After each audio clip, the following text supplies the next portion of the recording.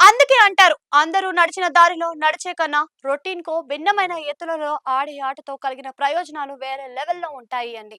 అయితే అందులో రిస్క్ చాలా ఎక్కువ. బాగా జరిగిపోతున్నప్పుడు కూడా రిస్క్ తీసుకోవడానికి చాలా మంది ఇష్టపడరు. మనకెందుకు లేనిపోని పంచాయతీలు, నడిచిపోతున్న దానిని నడిచిపోతే పోయేదానికి గెలుక్కోవడం ఏంటి? అవసరమా? అన్నట్లుగా అత్యున్నత స్థానాలలో ఉన్న వారి మైండ్‌సెట్ అయితే ఉంటుంది. దీనికి తోడు వారి తోడు ఉండే ట్యాంకర్లు కూడా సేఫ్ గేమ్ ప్లాన్ కు కూడా ప్రాధాన్యత ఇస్తూ ఉంటారు. అలాంటి తీరుకు తెలంగాణ రాష్ట్ర ముఖ్యమంత్రి రేవంత్ రెడ్డి భిన్నం. ఆయన ఎప్పుడు తన ఆటను వెంట్రుకతో కొండను లాగే ప్రయత్నాలే చేస్తారు. అదే సమయంలో తన చేతిలో ఉన్నది వెంట్రుక మాత్రమే అన్న విషయం ఆయనకు తెలుసు. కానీ ఆ విషయాన్ని తన తోటి వారికి అర్థం కాకుండా చేసే చతురత ఆయన సొంతం. అంతేనా?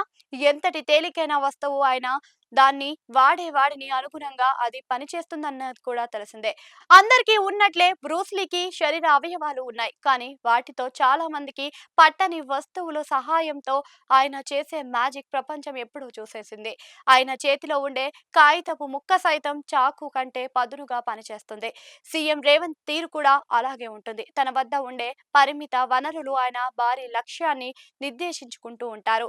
ఎన్టీఆర్ అన్న పేరును వాడుకోవటం అంత తేలికైన విషయం కాదు. అది కూడా తెలంగాణ రాష్ట్ర ముఖ్యమంత్రిగా ఉండి నిజానికి సీనియర్ ఎన్టీఆర్‌తో కలిసి పనిచేసి ఆయనకు సన్నిహితంగా మెలిగిన వారు, ఆయన కారణంగా రాజకీయంగా ఎంతో ప్రయోజనం పొందిన వారు సైతం చెయ్యని పనిని సీఎం రేవంత్ రెడ్డి చేపట్టారు. తెలంగాణ రాష్ట్రంలో అందున హైదరాబాద్ మహానగర నడిబొడ్డున అంటే అమీర్పేట్ చౌరస్తాలో ఎన్టీఆర్ భారీ విగ్రహాన్ని ఏర్పాటు చేయడం ఒక ఎత్తు అయితే, ఆ ఏర్పాటుకు ఆయన ఇచ్చిన జస్టిఫికేషన్ పలువురిని ఆకట్టుకునేలా ఉందని చెప్పాలి. మరో ఆసక్తికర అంశం ఏమిటి అంటే ఆయన ఉన్నది కాంగ్రెస్ ముఖ్యమంత్రిగా.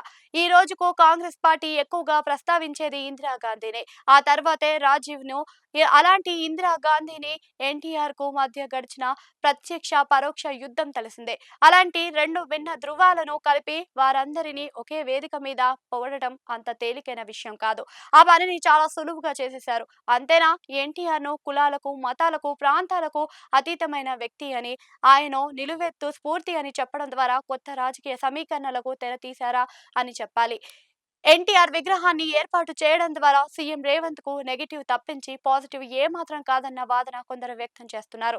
ఇదే విషయాన్ని తన ప్రసంగంలో సీఎం రేవంత్ ప్రస్తావించడమే కాదు, ఎన్టీఆర్ విగ్రహ ఏర్పాటు నెగెటివ్ ఏమాత్రం కాదన్న విషయాన్ని బహిరంగంగా స్పష్టం చేయడం ద్వారా తాను చేసే పని తప్పు ఏమాత్రం కాదని తేల్చి చెప్పేసినట్లయింది. ఇంతకు ఎన్టీఆర్ విగ్రహం ద్వారా రేవంత్ కు కలిగే రాజకీయ ప్రయోజనం ఏమిటి అన్నది చూస్తే పరిమితమేనని చెప్పాలి. నిజానికి ఆయనకు కలిగే ప్రయోజనం కంటే కూడా ఆయన రాజకీయ ప్రత్యర్థి కేసీఆర్ అండ్ కోకు జరిగే నష్టమే ఎక్కువ కావటం ఆసక్తికరం. సీనియర్ ఎన్టీఆర్‌తో సన్నిహితంగా ఉండడమే కాదు, ఆయన ద్వారా రాజకీయ భిక్ష పొందిన కేసీఆర్ చివరకు ఆయన పేరును తన కొడుక్కు పెట్టుకున్నప్పటికీ చివరకు ఆయన విగ్రహాన్ని ఏర్పాటు చేసే విషయంలో ప్రదర్శించిన తీరు ప్రస్తావించడం ద్వారా కేసీఆర్ ఇమేజ్‌ను భారీగా దెబ్బతీశారని చెప్పాలి. అంతేకాదు ఎన్టీఆర్ పేరును తన పేరుగా పెట్టుకున్నప్పటికీ ఆ విషయాన్ని, దాని ప్రాధాన్యతను కేటీఆర్ లాంటోళ్ళు గుర్తించడం లేదు. సరికాదా?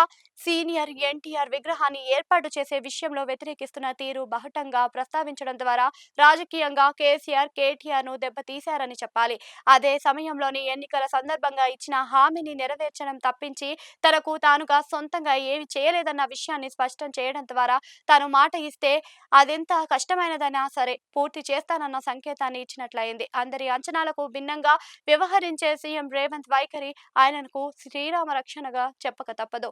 తాజా ఉదాంతం ఆ విషయాన్ని మరోసారి నిరూపించినట్లయింది.